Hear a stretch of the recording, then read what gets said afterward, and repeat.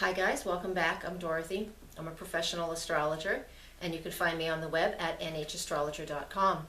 Now there you can sign up to be on my email newsletter, and every month I choose 3 new people for a free 20-minute astrology session with me. So come to my website and sign up for that. And while you're there, go look at my class page, because I am teaching an advanced course that starts actually before this eclipse. It starts early in March. So come to my class page. The link will be below in the text box below the video here. And come and check it out. It is about our life path, our karma, our dharma, the north and south nodes. You do need to be at least a beginner astrologer. So this is a 3-week course that I'll be teaching. Please come and check that out right away. There's limited seating for that, and it is online, so it doesn't matter where you sit. I'm only having 10 people in the class, so come check it out. I hope you can join us. Now, that piece is done, I want to talk about the eclipse. I'm going to do it for each of the zodiac signs. So this beginning piece will be the general information, and then just a few minutes into the video here, we will have information for each of you. All right, so let's get started. On March 20th, we do have the spring equinox, so that is the sun entering the sign of Aries. Of course, it might be the 19th, depending on where you live in the world. And so when between that period, between the 20th of March and the 23rd, Mercury also moves into the sign of Aries. Mercury in Aries, Mercury is how we communicate and speak to others and move around the planet, right? Especially in our neighborhoods. But mainly, it's that voice, right? And there we go. How funny is that? When it is in the sign of Aries, we do not speak with a lot of forethought. We just say immediately what is on our minds. And there's a lot of other energies that I'll speak about in a second that are supporting that type of communication. We do need to be careful. If we're holding something just under the surface, something that we feel we need to say to somebody else, typically it's going to be our partner with an eclipse like this, because the moon is in the sign of Libra.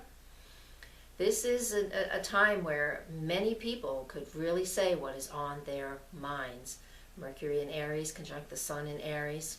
All of this is in opposition to the moon in Libra. That's what creates the eclipse. Of course, we are in between the sun and the moon, so there's more of a dynamic going on here than ever. This is very combustible, and what it really boils down to in a nutshell is be very cautious and careful of what you need to say to somebody else. There will be triggers, and things will just come out of your mouth like you never thought you would ever say. All right, this doesn't have to be bad, because you could just shout out to somebody, "I love you," and all of a sudden you're like, wait a minute, what did I say that for? People get freaky in relationships sometimes, right? It could be something like that. Or there is something under the surface that needs to bubble up, or is bubbling up, and through spirit, through whatever, you say what you need to say. So please be careful of that, or just be aware. If you need courage to say something, this is actually an opportunity where the courage will just show up, okay?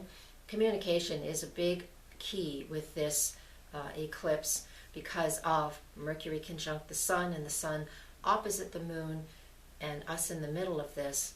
And that's the main theme of this solar eclipse, this lunar eclipse, my apologies, this lunar eclipse, is that we're being made very much aware of how we're communicating in our relationships, and what isn't working, and what we can do to make things work better, to come back into a more harmonious relationship with whomever is our focus. It can be a love relationship, a business, a partnership. This is an opportunity to see what isn't working so we can work with it.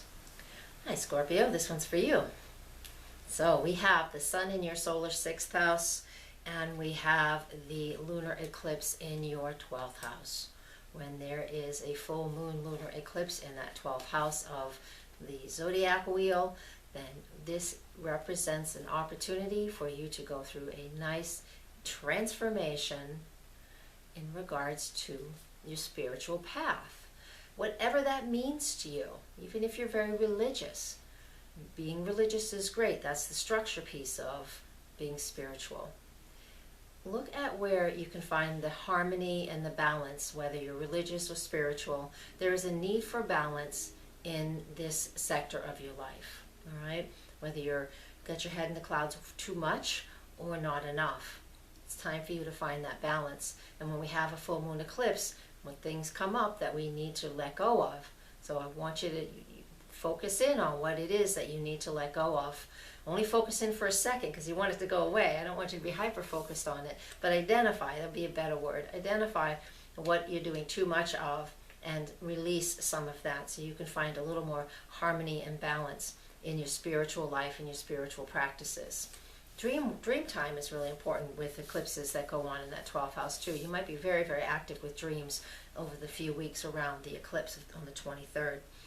And then with the sun moving through the 6th house in Aries, this just means your everyday work is just going to be going crazy busy. You're going to be going 100 different directions at once. And so what this eclipse represents is like, how can I do it all, right?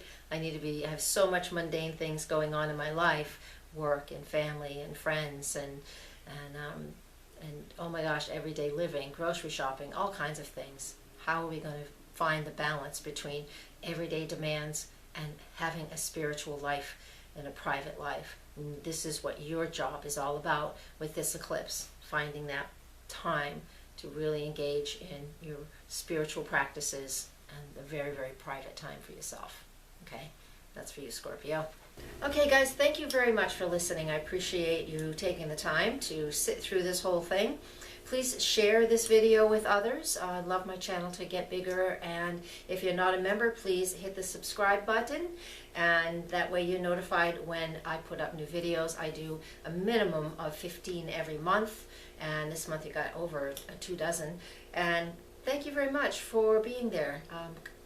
You want your own personal private session, please come and contact me either through here or through my website, nhastrologer.com. With love and light, thank you very much for watching, and I really am very grateful for all of you, every one of you who are out there watching this. Thank you. Blessings.